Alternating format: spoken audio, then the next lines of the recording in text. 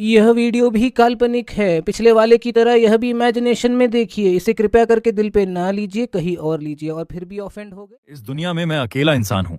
एक खतरनाक zombie virus ने धरती को रहने लायक नहीं छोड़ा। इंसानियत को बचाने के लिए मैंने ही मार्स मिशन का प्लान बनाया और सब लोग चले गए, लेकिन मेरी गर्लफ्रेंड के धोखे की वजह से मैं यहीं रह गया। सब लोग नई दुनिया में पहुंच गए और मैं इस खाली धरती पर अकेला। तभी मेरे सामने एक सिस्टम एक्टिवेट होता है। Welcome last human, doomsday system activated. अब इस पूरी दुनिया में सिर्फ मैं और मेरा ओवरपावर्ड सिस्टम बचे हैं। अब पूरी धरती मेरे कंट्रोल में होगी और बाकी सब बस देखते रह जाएंगे। क्या ये मेरी कहानी का अंत है या फिर यहीं से होगी असली शुरुआत? This is not the end, this is just the beginning.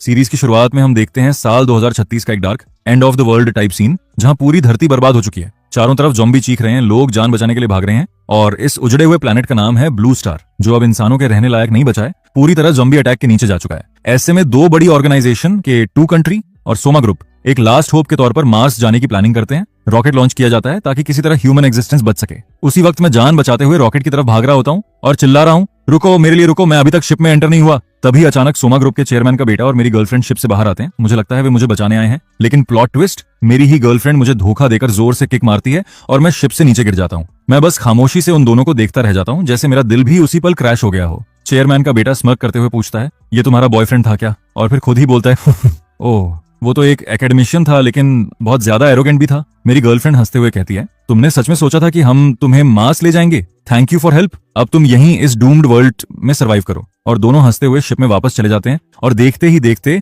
आखिरी रॉकेट भी ब्लू स्टार को छोड़ देता है। मैं आसमान की तरफ देखकर कहता हूँ, तो क्या मैं इस प्लेनेट का लास्ट इंसान हूँ? तभी अचानक मुझ पर बिजली गिरती है, पूरा बॉडी शॉक में चला जाता है और एक डिजिटल वॉइस गूंजती है, doomsday boss system successfully bonded. मैं कंफ्यूज होकर चारों तरफ देखता हूँ। तभी सिस्टम फिर बोलता है, आपका मेन टास्क है एस क्लास ज़ॉम्बीज को टेम करना। आप 3 एस क्लास और 50 स्टैंडर्ड ज़ॉम्बीज को कंट्रोल कर सकते हैं। आपको बेसिक फूड और वेजिटेबल पैकेज दिया जा रहा है। अब एक डूम्सडे फार्म क्रिएट करें। मैं सोचता हूँ, क्या सच में ये मेरा गेम स्टार्ट हो चुका है? तभी सामने एक बड़ा डरावना ज़ॉम्बी मुझे घूर रहा होता है। मैं हल्का सा स्माइल करता हूँ और कहता हूँ, लगता है तू ही मेरा फर्स्ट एम्प्लॉय है। ज़ॉम्बी मुझ पर अटैक करता है, लेकिन मैं सिस्टम की पावर यूज करके उसे टेम कर लेता हूँ और अचानक वही ज़ॉम्बी शांत होकर झुकता है और बोलता है, थैंक यू बॉस। और मैं सोचता हूँ अब गेम पलटने वाला है। कट टू मार्स, जहां सोमा ग्रुप का बेटा लोगों के सामने स्पीच दे रहा है। लोग भूखे, थके हुए और फ्रस्ट्रेटेड हैं। एक आदमी बोलता है, मैं 3 महीने से कॉकरोच केक खा रहा हूँ, अब तो टेस्ट भी भूल गया हूँ। एक माँ रोते हुए कहती है, हम यहाँ कब तक ऐसे रहेंगे? और एक और आदमी कहता है, आइए सब आए, क्या हम सच में ब्लू स्टार से बेहतर जगह पर हैं? मेरी एक्स गर्लफ्रेंड एटीट्यूड में कहती है, ये सब यूजलेस लोग बस खाने के पीछे पड़े रहते हैं, कम से कम यहाँ उन्हें कुछ तो मिल रहा है। चेयरमैन का बेटा ठंडे लहजे में कहता है,